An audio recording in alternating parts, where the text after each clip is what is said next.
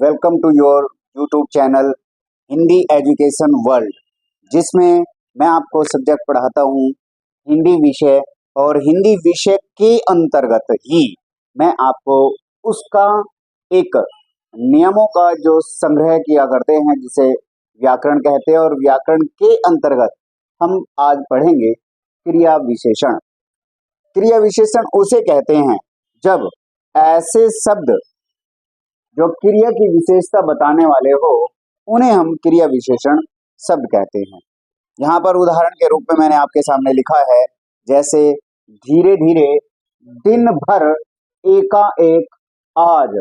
ये जो मैंने उदाहरण लिख करके बताए, ऐसे शब्द ही क्रिया जैसे शब्दों के आगे जुड़ करके उनकी विशेषता बताते हैं। वाक्यों में प्रयोग के आधार पर जैसे मैं आपको बताऊं कि कछुआ धीरे धीरे चलता है, तो यहाँ पर चलना अपने आप में क्रिया है, और चलने की विशेषता बताई गई है कि वो तेज चल रहा है या धीरे धीरे चल रहा है।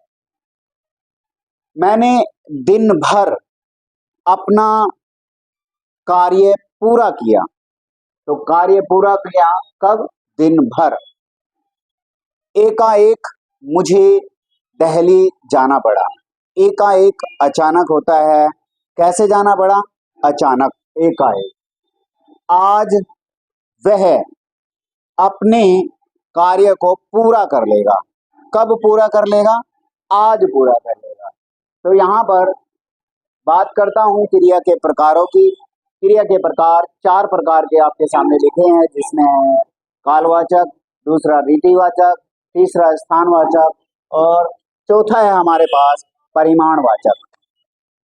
इसमें कालवाचक के प्रकार को परिभाषा के रूप में अगर समझे, इसके आशय को समझे, तो क्रिया के होने के काल का, क्रिया किस काल में हो रही है, किस समय में हो रही है, उसका पता चलता है।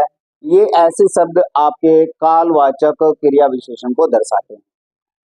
अब, जब, तब, कब, आज, कल, बाद में, हमेशा, सायं अर्थात शाम के समय, सुबह, लगातार, ये हमारे काल को दर्शाते हैं और कालवाचक क्रिया विशेषण के रूप में ये प्रयोग होते हैं जब भी उन क्रियाओं के साथ जुड़ते हैं। दूसरा हमारे सामने है रीति। का मतलब होता है कोई भी काम किस तरीके से किया जा रहा है, वह किस शैली में पूरा किया जा रहा है या किस विधि से उसे बताया जाता है। तो क्रिया के होने की रीति का, उसके विधि का पता चलता है। जैसे धीरे धीरे, तीव्र या तेज, सहज रूप से, सरल रूप से, अचानक, शीघ्र, सहज, ये 2 बार मैंने लिख लिया। अनायास, अचानक को ही कहते हैं। अकस्मात, इसे भी अचानक ही कहते हैं। तो इस प्रकार से ये जो शब्द हैं उस कार्य के रीति, वो किस तरीके से वो काम हो रहा है, किस विधि से हो रहा है, उसके बारे में ये जानकारी देता है। और जब ऐसे शब्द क्रियाओं के साथ जुड़ जाते हैं तो वो रीतिवाचक क्रिया विशेषण के अंतर्गत आता है। तीसरा जो हमारे पास है स्थानवाचक, और क्रिया के होने के स्थान का पता चलता है इन शब्दों से कि क्रिया कब हुई है, कहाँ हुई है। निकट, पास, अन्यत्र का मतलब होता है दूसरी जगह, सर्वत्र का अर्थ होता है सभी जगह, भीतर, किसी चीज के अंदर या किसी चीज के बाहर, इधर, दिशा, उधर, ये भी दिशा को निर्धारित करता है। इस ओर, ये भी निर्देश करता है। मध्य, बीच में, पीछे, आगे, यह सब क्रिया के होने के स्थान का पता चलता है कि यह क्रिया किस स्थान पर हुई है। वहां पर हमारा स्थानवाचक क्रिया विशेषण शब्दों को इनके द्वारा जोड़ दिए जाने पर वह इस प्रकार का क्रिया विशेषण रहेगा। चौथा पॉइंट परिमाणवाचक। परिमाणवाचक में हम वस्तु की नापतोल का पता लगा लेते हैं और वह परिमाणवाचक क्रिया विशेषण के रूप में रहेगा। इतना काम करो कि आप थकावट महसूस न करें। कितना काम करो? इतना काम करो। उतना आप भोजन कीजिएगा जितना आप पचा सके। अधिक ये भी मात्रा को दर्शाता है। कम, बहुत, थोड़ा थोड़ा, अल्प, केवल, कितना और अत्यंत का मतलब होता है बहुत ही ज्यादा। इस प्रकार से नाप तोल के जो भाव होता है उसको प्रदर्शन करने के लिए ऐसे शब्दों का प्रयोग किया जाता है क्रियाओं के साथ, और वह हमारा परिमाणवाचक क्रिया विशेषण रहेगा। इस प्रकार एक बार फिर से एक संक्षिप्त दृश्य में समझते हैं कि ऐसे शब्द जो क्रिया की विशेषता बताएं वह क्रिया विशेषण होता है, और इसके 4 प्रकार हमारे पास हैं, जिनमें से हमारा पहला है कालवाचक, दूसरा रीतिवाचक, तीसरा स्थानवाचक और चौथा है हमारा परिमाणवाचक।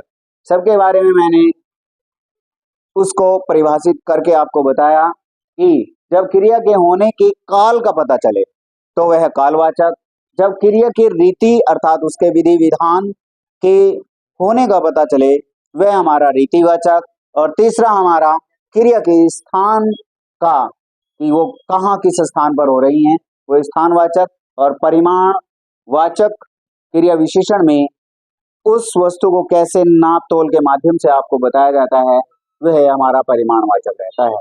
कौन कौन से शब्द किस में प्रयोग होते हैं वे मैंने एक अलग से उनका समूह बना करके लिखा है। अब, जब, तब, कब, आज, कल और बाद में, हमेशा, साय, सुबह, लगातार। तो ऐसे शब्द समय को निर्धारित करते हैं, यह कालवाचक क्रिया विशेषण रहेगा।